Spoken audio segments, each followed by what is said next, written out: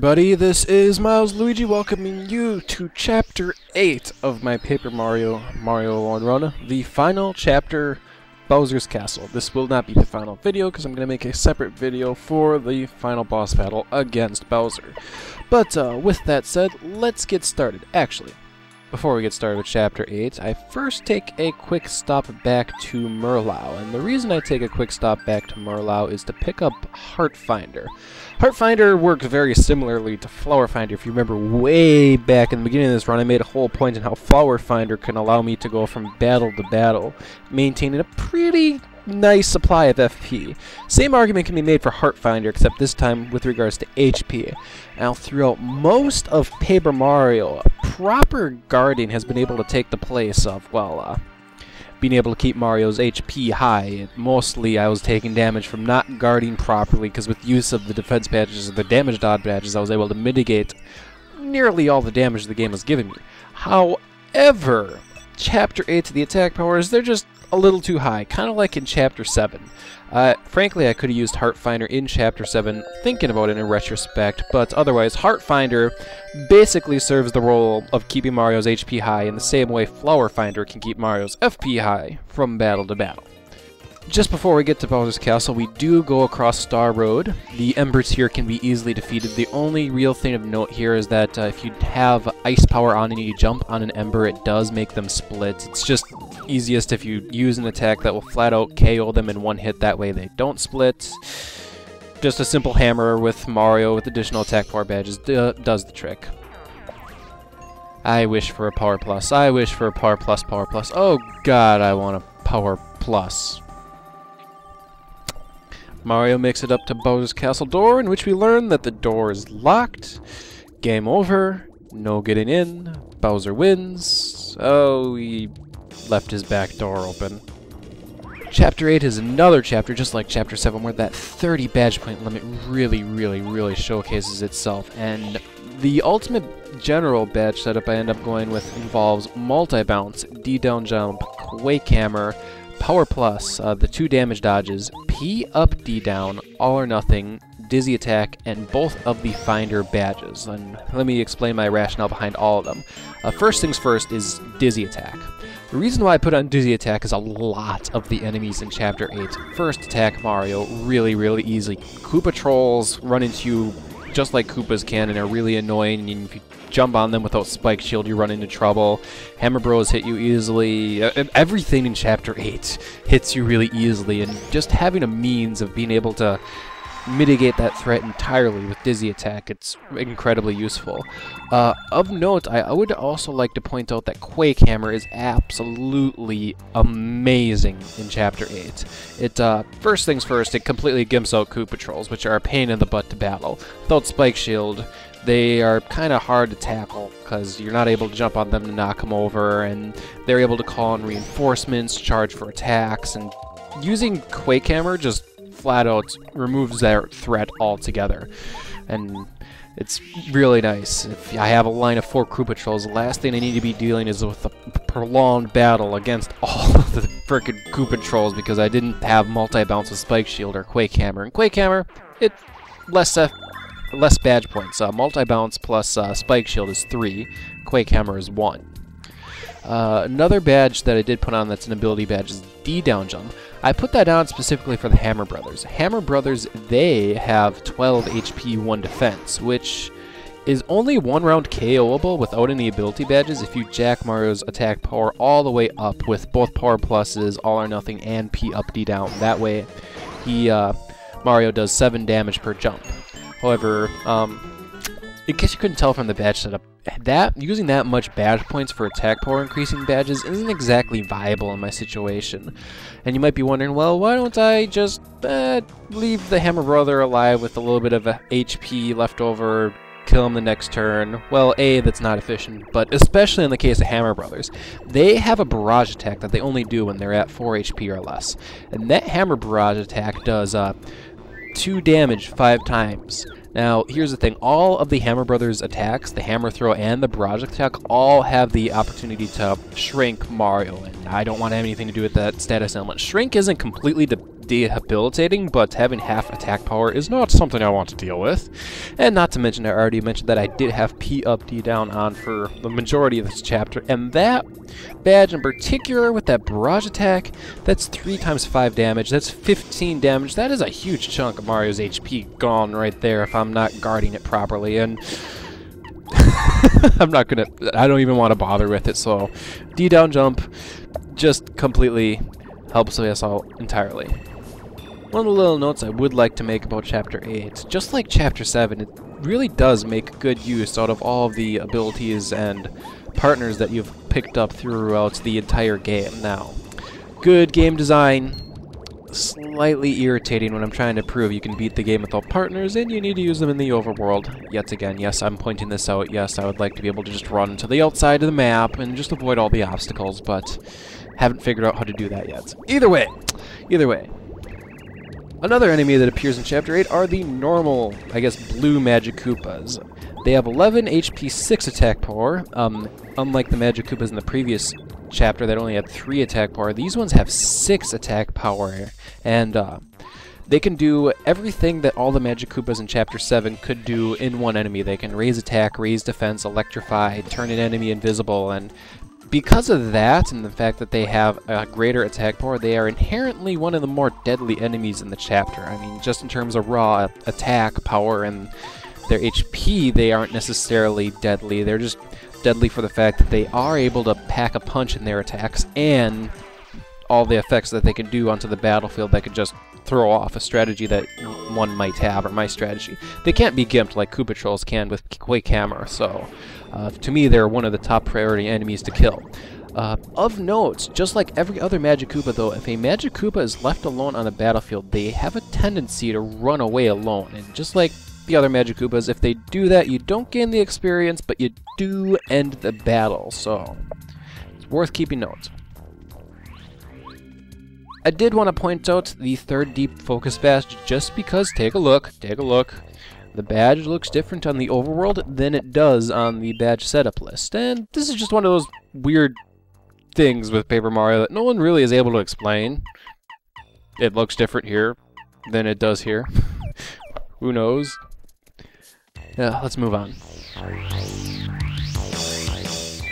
Oh, dark area in Bowser's Castle. Blah. Bowser, install lights in your frickin' basement. This is, the dark area in Bowser's Castle is an area where Dizzy Attack really shines, because I can't see jack diddly squat, so help me God if I needed to do a first strike on an enemy, especially carrying Watts all over the place to actually light the stupid area. The bony beetles here are another one of the annoying enemies in Bowser's Castle at 8 HP, 4 defense, and either 3 attack power or 5 attack power, depending on whether their spikes are out or not. Of course, if you don't have Spike Shield on and they have their spikes out, you can't jump on them.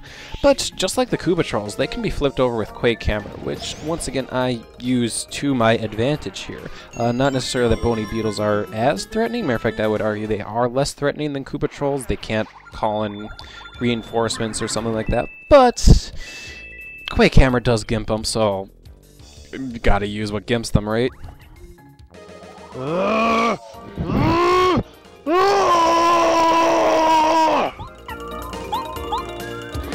I escaped. Yeah, Bowser. Thing, shut up. Mario sleeps on the solid concrete in the jail cell. It's a full HP FP refill, and definitely want that, but I can't imagine that jail cell being comfortable. Also, no one's really taking care of the jail cell, like giving Toads food or anything, or checking up on the jail cell. Because, you know, you'd imagine one of Bowser's minions will go down to the jail cell and they'd be like, feeding time. Hey, Mario, lock the jail cell. No, Mario's locked up. Now we win. It never happens.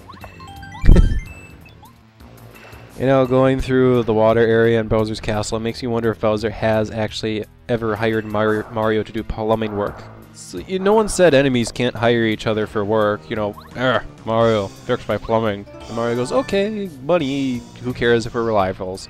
I mean, keep your enemy, or keep your friends close and keep your enemies even closer is the quote here. I do take off P up, D down for the next section, as the attack increase doesn't exactly help a whole lot when dealing with the bullet bill blasters, and the loss of defense can be especially painful here.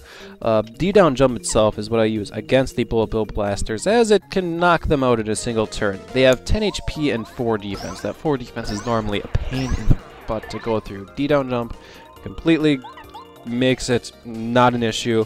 Multi-bounce whenever the bullet bills are out.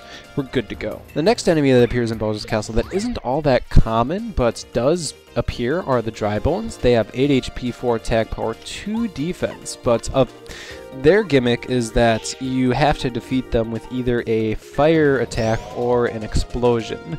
And Mario doesn't have a fire attack or explosion attack in the original Paper Mario. But what works for me here is that I can just knock them over, and as long as there's no other enemies alive on the battlefield, we're good to go. The battle ends. I don't get any experience from them, though. You need to kill the Dry Bones if you want to get experience from them, and Mario can't do that. It doesn't completely stop the run by any means, because I can just knock them over, we're good, but I can't. Mario doesn't have a way to kill a Dry Bones. And here's the part of the run that a whole lot of you are probably looking forward to. This is the Antiguy battle. First off, I would like to thank JDAster64 for basically doing all the strategy behind the battle here. And I'll go over the metrics behind what I am doing here, because it looks like I'm basically just dying right away. First things first, the badge setup I do have on includes multi-bounce, power bounce, dodge master, deep focus, power plus, defend plus, damage dodge, both of them, P down, D up, mega rush, last stand, power rush, and close call. That's a big mouthful. The main thing you need to know is that I have all the defense badges on. I have last stand on. Those are probably the most critical badges of all for this strategy. To sum up this battle, the Antiguy attack power is too damn high, flat out. Consider this alternative, which was actually a strategy I was thinking about doing, but I couldn't get it to work out. Purchase Quake Hammer, or Mega Quake. Mega Quake is an attack that does 6 damage to all enemies on the ground, plus whatever Mario's attack power is. With badges, I can increase Mario's attack power by 4, which brings Mega Quake's attack power to 10, which means I could theoretically, if I pulled out 5 Mega Quakes, end this battle in 5 turns just from raw attack power.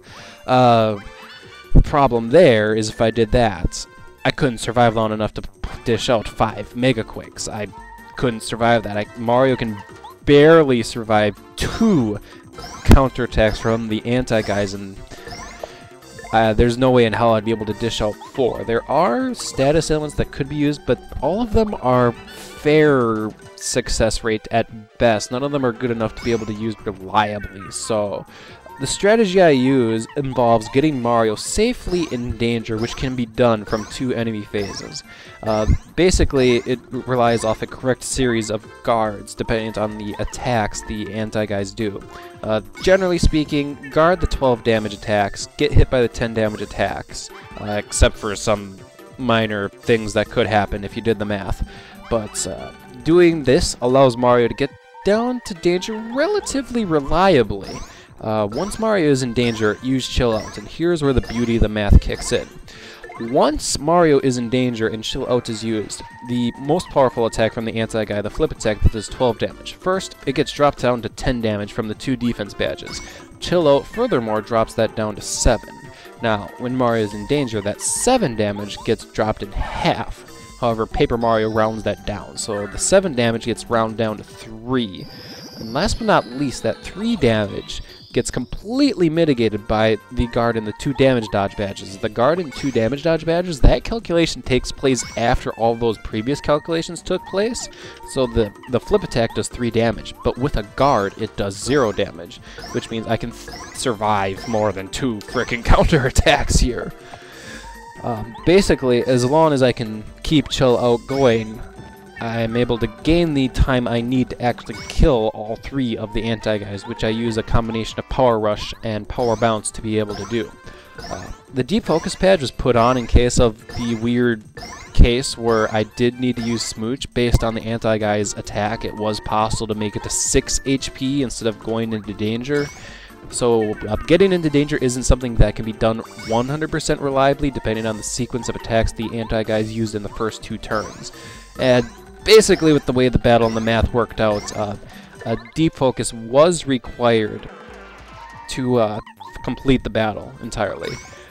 It is possible using this strategy to bring Mario down to 1 HP, which isn't too terribly difficult to do once Mario's in danger, because the side dash attack, that does 2 and the flip does 3, so if you can work it out to where you can drop down to 1 HP, you can use Mega Rush, because I did have Mega Rush up on in this battle, though it's a little bit riskier of a maneuver to do. It'll make the battle end faster, but it is a little risky.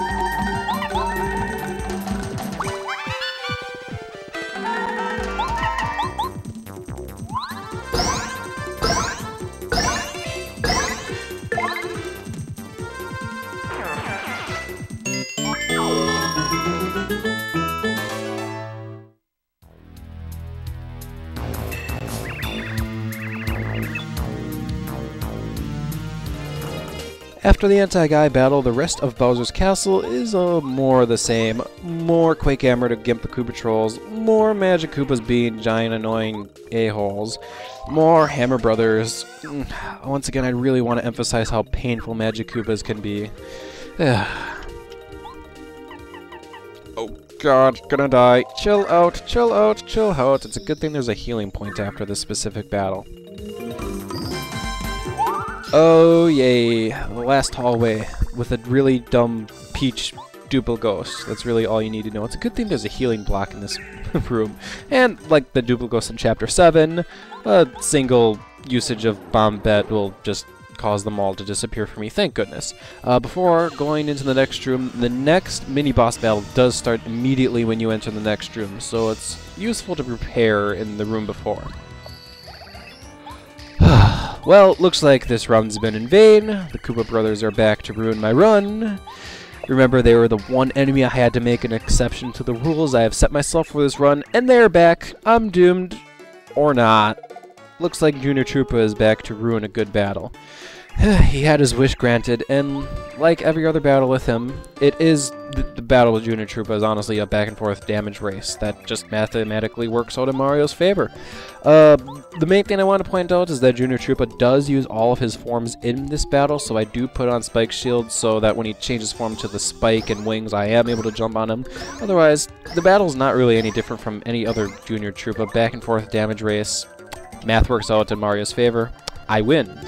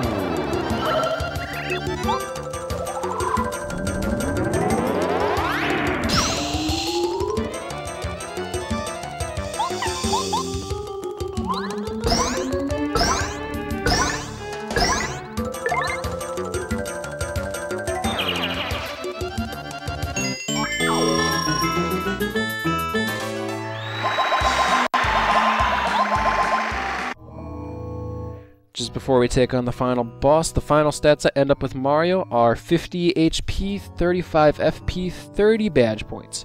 Join me for the final video where we take a look at the final boss battle, Bowser. See you then.